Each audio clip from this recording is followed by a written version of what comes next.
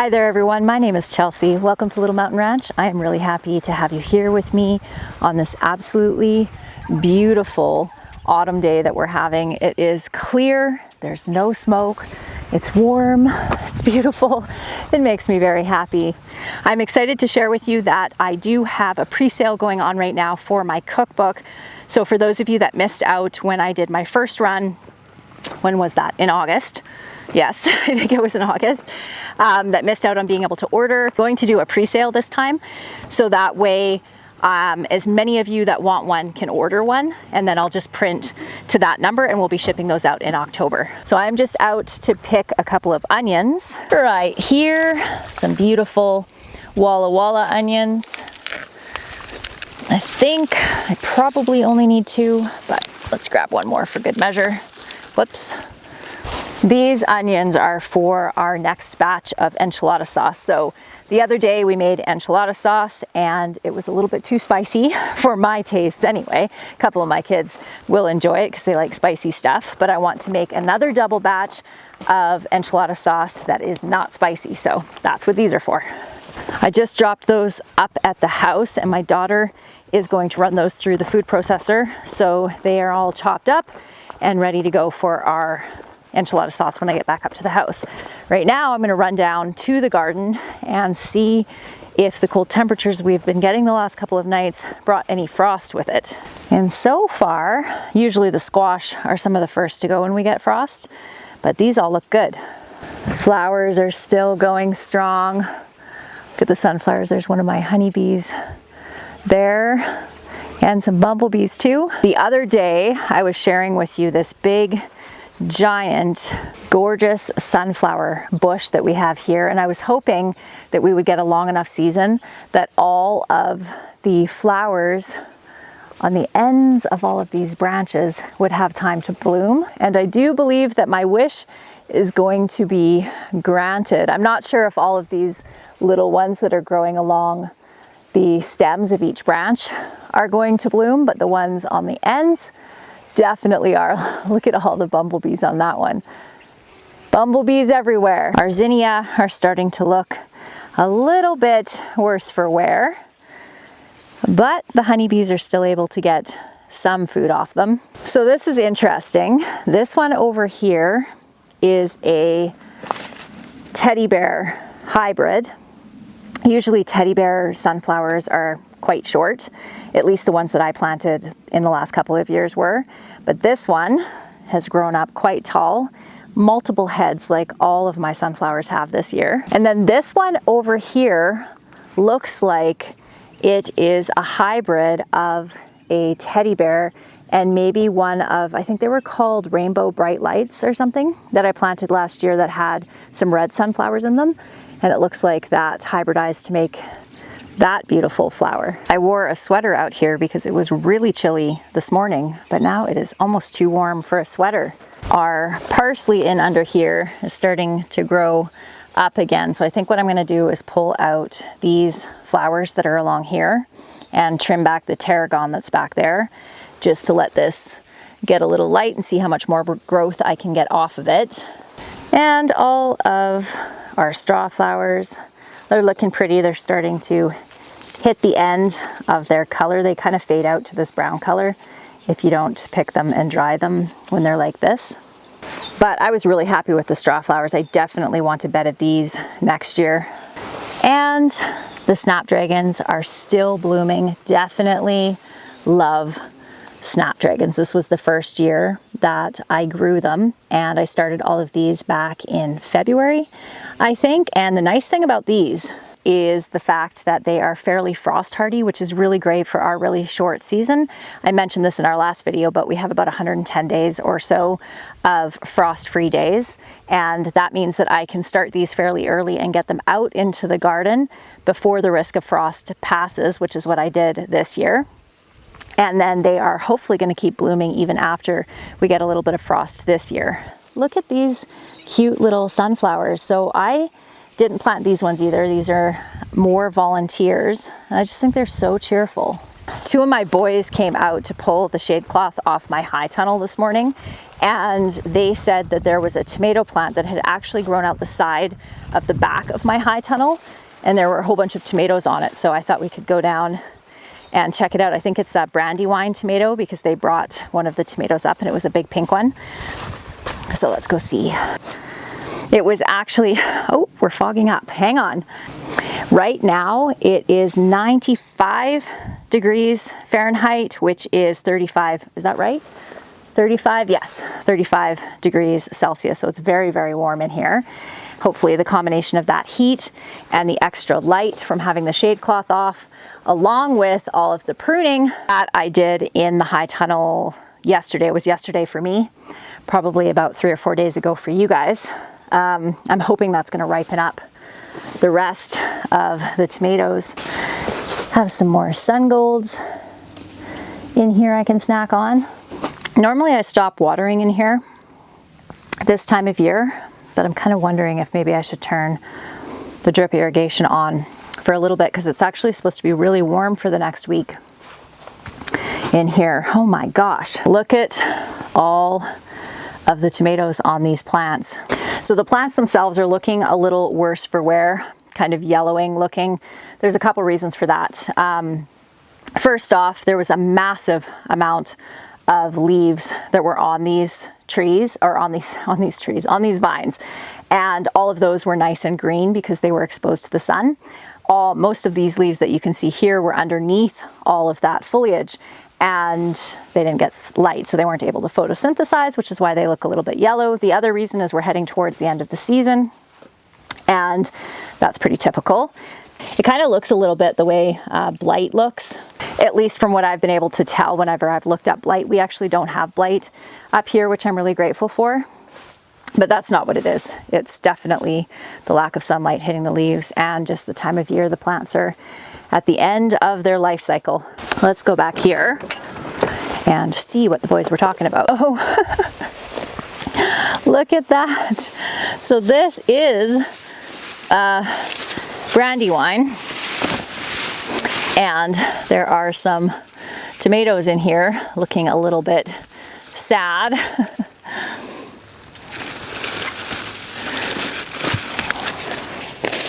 So we're gonna pull these all off, even though they're so green, because we are going to get frost very likely in the next few days. And the ones that are inside of the high tunnel will be protected, but as long as it's not too hard of a frost. But these guys definitely won't, and they'll be ruined if frost hits them. I'm going to close up the back part of the high tunnel, but I'll leave the front door open so it doesn't get too hot. And I want to take you over to introduce you to a new animal that we have here on our farm. We have Romney sheep, and we bought them March, I think, and we worked out with the breeder that we were going to get an unrelated ram later on in the season. So we went and picked him up the other day, and everybody's getting along really well, which is awesome. Isn't he cute? So we decided to go with the brown just because I really love the colored Romneys. We do have 3 white ewes over here, and so they will probably throw some white and some colored ones. Look at his fleece. Isn't that absolutely beautiful? He's just gorgeous. His name is Smokey. Hi, sweetheart. Hello, honey. Oh, she's got some burrs in there we're gonna have to pull out. But the reason that we called him Smokey, the day that we got him, look at them looking at me. The day that we got him, it was so smoky. It was the smokiest day that we had had. So we decided to call him Smokey. So we are going to have some lambs soon. Sadly, this year, we ended up with only 1 lamb, and he was stillborn, which was really sad. It was really awful. But these were all young ones, and they weren't guaranteed to be bred. So that's just the way that it goes sometimes. But now that they have that gorgeous ram in there, and he's a proven ram, they should have no problem being bred and having babies for us. We did have our girls shorn in the spring, and I have a few of the fleeces that I have washed and started picking through, but we just jumped right after we sheared them, we jumped right into garden planting season and all of that. So that'll be a project that I'll reserve for winter. One of my neighbors is a spinner and a knitter and all those wonderful things. She has sheep as well. And we have talked about her teaching me how to spin. So hopefully some point this winter when things slow down a little bit, we will be able to do that. We're just about to walk past our chicks that hatched out that I showed you, I think last week or so. Super happy to have these chicks because I need some new laying hens for the spring, and these ones will be at the perfect age for laying come springtime. And I'm happy to say we haven't lost any, which is fantastic. So I hope at least half of these are hens. The reason that we have them in this tractor is, I don't know if I mentioned this in a previous video or not, but we had some ducklings hatch out and we put them in an open pen like the turkeys are in over there with their mama, and then closed them up at night. And even with that added protection, a predator got in and wiped out all the ducklings in one night. We decided to put them in that tractor because we have had bunnies born in there and haven't had any issues with predator losses at all, because the wire is really small and it's really sturdy. So far we're about a week in and we haven't lost a single one, which is fantastic. And just walked by our zucchini plant and saw that we have some more zucchinis to harvest. Oh, these little ones we can leave those for, and this one too, for another couple days. Whoops, missed that one. I have some chicken thawed in the house, so I think I might barbecue up some chicken, fry up some of this patty pan squash with a little bit of garlic and butter, make a big pot of rice, and that will do us for dinner tonight. That's a nice easy one since I'm going to be canning today. Just looking around to see if there's anything else that needs to be harvested, and I don't think so. Seems a shame to go inside on such a beautiful day as this. Maybe I'll go get the batch of enchilada sauce that I'm going to make on the stove and come back outside again because it's lovely. And days like this are definitely numbered this time of year. I was checking the long-term forecast and kind of predictions for weather for this coming up winter. And because we're having an El Nino year, usually that means warmer temperatures, but higher levels of moisture, so snow in our case. We can see temperatures down into the negative 30s for extended periods of time in the wintertime. So a little bit warmer is perfectly fine with me. A jar of the enchilada sauce that I made the other day. I have a whole bunch of tomatoes that I've been cooking down all morning here that I am going to use for this recipe. And I also have some peppers that are not quite done yet in the oven that I am roasting up. And I'll be adding those into here as well, along with a couple of these chilies. So in the last batch, I did as the recipe called for and put in 24 of these chilies, and it was very, very spicy. So I am actually going to only add 4 of them. I'll link the recipe down in the show notes for you that I'm using. This is off of the Ball, I think it's called Ball Mason website or something like that. And it is a great recipe. I used this recipe last year and it's absolutely fantastic. We are going to be pressure canning our enchilada sauce in our all-American pressure canner. Where is it? Aha! Sitting over here on my counter, and I'm going to be pressure canning at 15 pounds of pressure for 50 minutes, and that is for our elevation, so you'll need to double check your own elevation. We also need some cumin and some chili powder. What else did we need in here? Salt, pepper. No, I don't think there was pepper. I'll have to double check the recipe. But I know we needed cumin and chili powder for sure. And so we're just gonna do these for 10 seconds per side. Just wait till they puff up a little bit.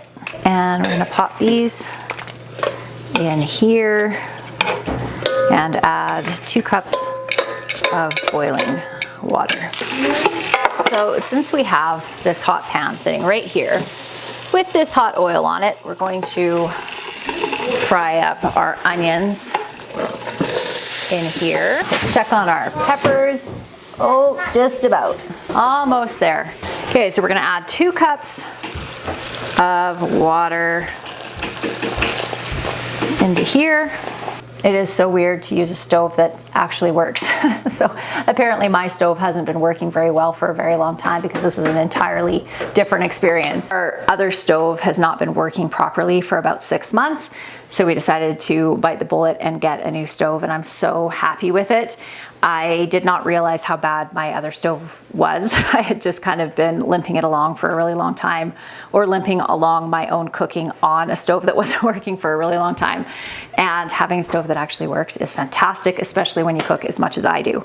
One thing that has been a bit of an adjustment is the way that these are on this stove are actually opposite to what they were on my other stove. So I'm constantly turning on the wrong elements too. So that's gonna take a little bit of time to adapt to.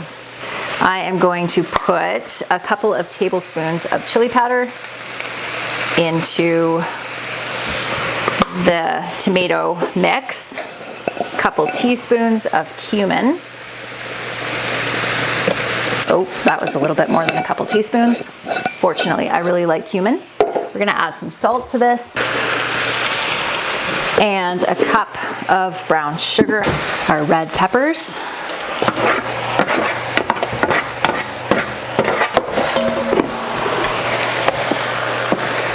This is already smelling so good and looking good too. So we're going to put all of the liquid and our peppers in there as well. And then once these onions start browning a little bit, we're getting there, we're going to put those into here and then cook everything down for around 20 minutes. Run it through the blender and then cook it down again.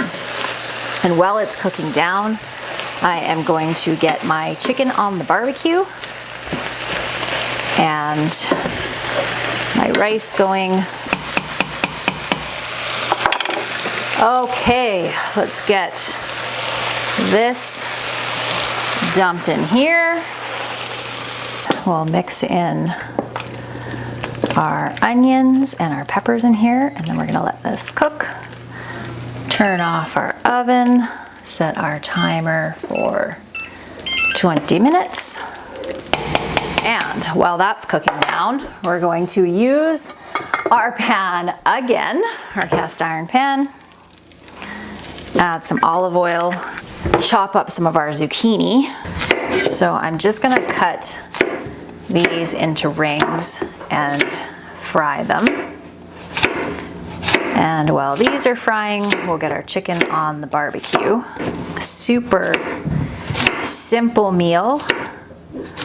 And we're gonna use a little bit of the canned barbecue sauce that I made. I don't even know when that was. Normally I don't like going into my canned goods until into October because we like to eat fresh when we have it available to us. I don't want to make any barbecue sauce from scratch right now for my chicken. So we're gonna use some of the canned stuff. So we're gonna add a little bit of our garlic scape powder to these. A little bit of pepper and a little bit of salt. We'll let those cook up. A little stir of our enchilada sauce, which is smelling amazing.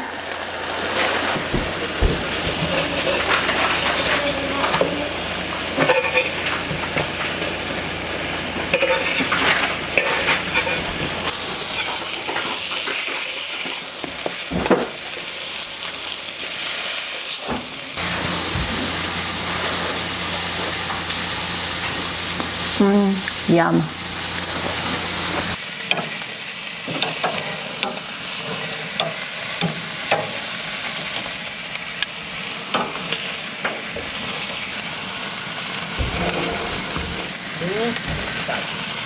Okay, we are going to blend our enchilada sauce, and then we're going to cook it again.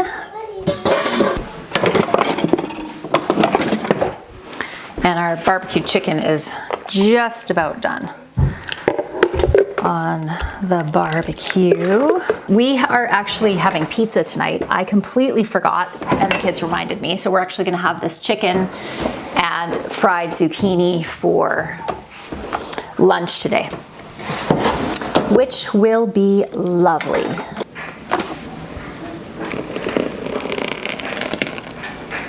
I did this batch with a little bit more tomato than I did the last one.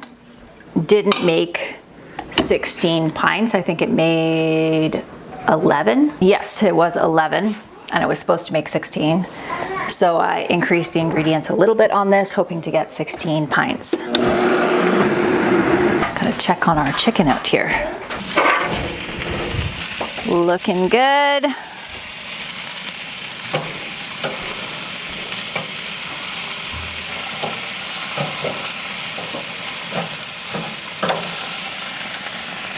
I am gonna give them another coat of barbecue sauce to make them extra sticky. A couple more run throughs here. The smell of enchilada sauce is so good. So good. So we have all of our food ready on the table, and I just had some of that squash and it was absolutely delicious. And then once we're done eating lunch, I am going to jar up this enchilada sauce and get it canned up. Our enchilada sauce is done now, so we're going to jar it up, leaving 3/4 of an inch of headspace.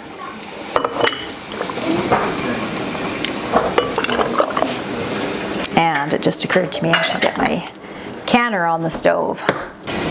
This enchilada sauce has a little tiny bit of a kick, but extremely mild. It is perfect in my opinion. I love it so much. And honestly, if we were not already having pizza for dinner tonight, I think I would make enchiladas because it just tastes so good. Washing off our rims.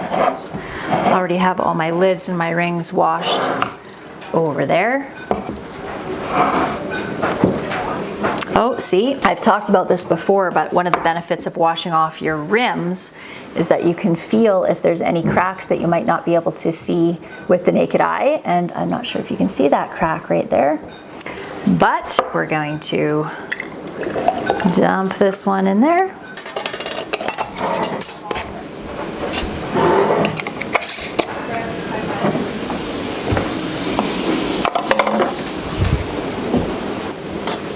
I have not had new rings in a long time. Dan, when he was in town, bought me a couple more cases of pint jars because I have used all my pint jars this year. And I got some new rings with them. They're quite lovely to work with because they're not warped or bent or anything like some of my old rings are.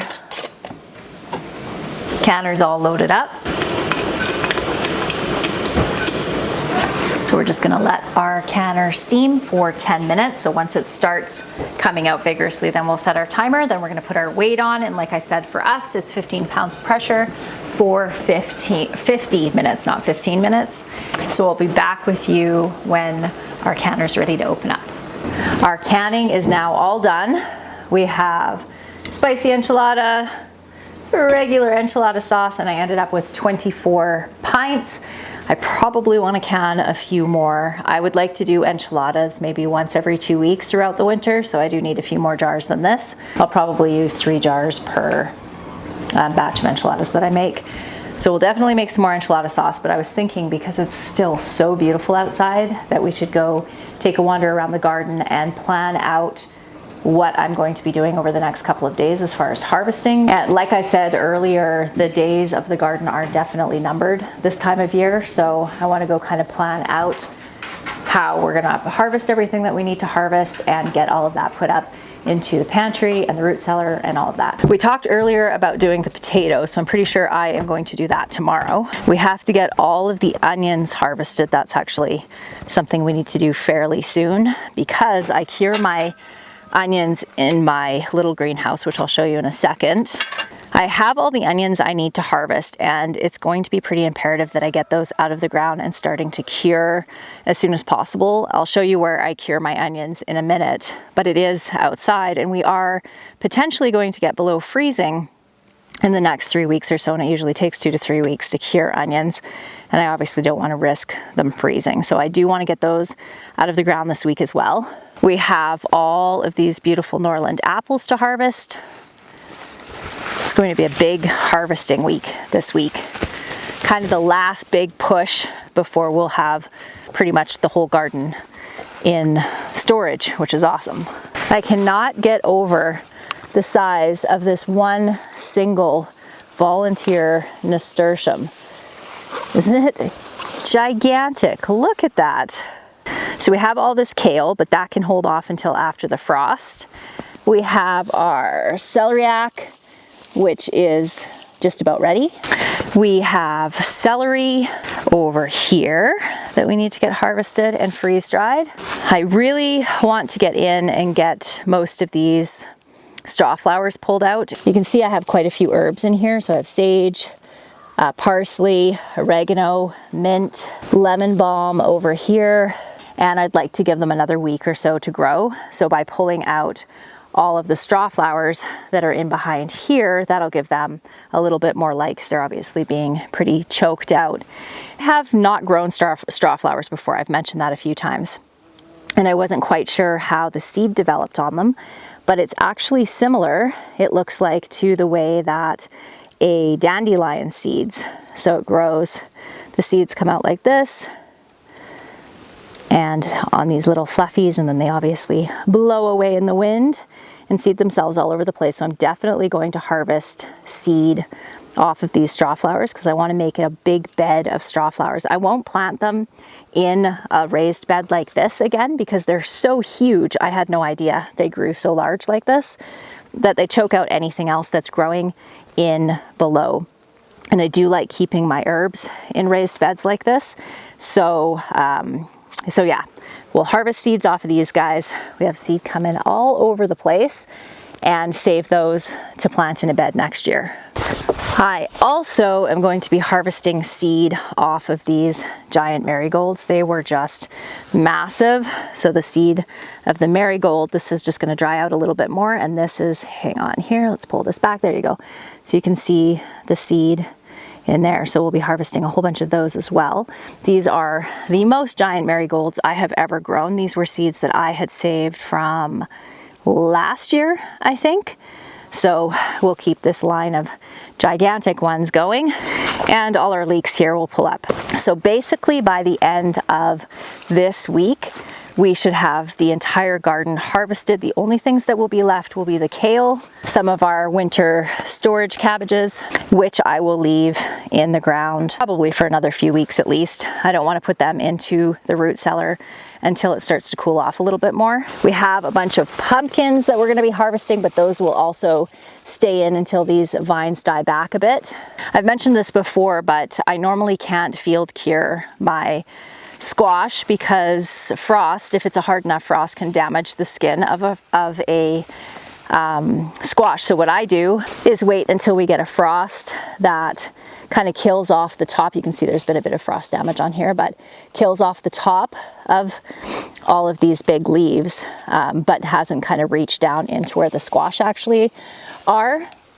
And then I'll harvest them and I will cure them on my porch up by the house. And I've been doing that for years and it's worked really, really well. I've had squash last, especially spaghetti squash, because they're such a good storage squash, for just about a year before with curing them off the vine like that. So it works just fine. We have a little bit of frost damage you can see on these guys, but not bad at all. I am absolutely thrilled with this nice warm weather that we're having into September here. It's fantastic. I know I keep raving about my sunflowers this year, but They really are the most beautiful sunflowers that I have ever grown. That one right there is my favorite. So beautiful. That's just one sunflower there. It's amazing. These China asters are kind of late to the game when it comes to blooming. So for a shorter season like ours, I don't think they're really the best choice, actually. They're okay. Like, we started getting blooms on these about 3 weeks ago, but because we're already getting so cold at night, they're starting to get kind of damaged looking, and so I don't think they're the best choice. However, I do have a China aster that I'll show you in the forest garden when we walk out that is perennial here. So it's come back 4 years in a row, I think.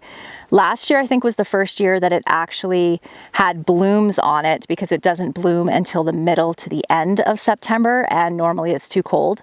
But last year it was super warm into October, and I actually got blooms on it for the first time. But again, even though it is perennial here, so it'll make it through the winter, it doesn't necessarily have enough time to actually bloom in our short season. So the China asters I would stay away from if you're in a colder zone like me. The zinnia though, definitely go for the zinnia. They're so beautiful. These ones I didn't keep cut back the way that I did with my ones last year. So they're actually quite tall and not as prolific with the blooms as my ones that I pruned back last year that were short and bushier, but I still think this looks really beautiful. I can see that my high tunnel door blew closed, so I'm just gonna go open that up because it is certainly warm enough out here. It's probably in the mid 20s right now. I did decide to water my high tunnel. Whew, very, very humid in there, oh my goodness, and very hot. Looks like I have some more tomatoes that I need to harvest as well. Okay, let's just take a quick run with my sweater on. It is really hot in here, oh my goodness, and so humid. But we do have lots of tomatoes that we're going to need to pull off of these rather sad looking vines. Lots and lots of tomatoes in there. These beautiful amethyst tomatoes are really lovely and quite delicious. They're those light pink ones with the purple on the shoulders of them. They're really good. Let's get out of here. It is way too hot. Oh my goodness.